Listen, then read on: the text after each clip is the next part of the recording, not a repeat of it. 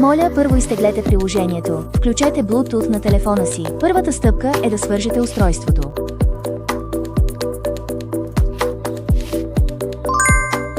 Режим за запис на обаждания, подходящ за телефонни разговори, видео и аудио разговори в WeChat и други подобни ситуации.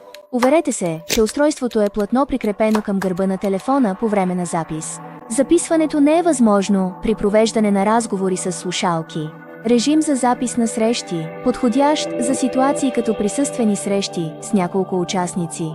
По време на употреба се опитайте да поставите устройството близо до говорещия, за да избегнете блокиране на двата микрофона в горната част на устройството. Задръжте бутона на картата за 2 секунди, докато усетите вибрация. Започнете записа. Докоснете "Виж подробности", за да влезете в страницата с подробности. Можете да поставите записа на пауза и да вмъквате снимки. Тези снимки ще се появят в обобщението на времевата линия, според времето на тяхното вмъкване. Натиснете кратко бутона за запис по време на процеса на записване. Синият индикатор ще премигне веднъж, отбелязвайки текущия момент като ключова точка. Отбелязаният важен момент ще бъде подчертан в последващото обобщение.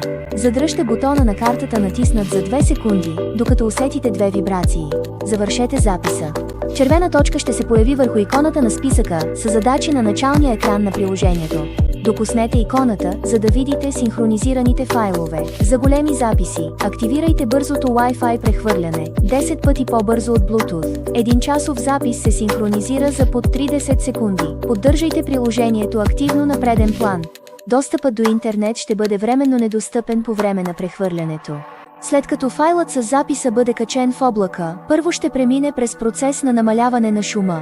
След като намаляването на шума приключи, транскрипцията и генерирането на обобщение ще започнат автоматично. Обобщението включва общо резюме, времева линия и мисловна карта. Мисловните карти се генерират въз основа на обобщеното съдържание. След като обобщението бъде генерирано, можете да задавате въпроси на Muse. Muse е вашият AI секретар. Ако имате нужда Muse да ви предостави по-персонализирани организационни отговори и други индивидуални нужди, Muse е свързан с няколко модела, от които можете да избирате, включително DeepSeek, GPT, GLM и други. За повтарящи се типове записи, като сутрешни срещи, посещения при клиенти и учебни занятия, можете да създадете папка и да конфигурирате съответен шаблон за обобщение за тази папка. Когато преместите новосъздаден запис в тази папка, обобщението ще бъде генерирано автоматично. Това премахва необходимостта от ръчна конфигурация и допълнително повишава ефективността.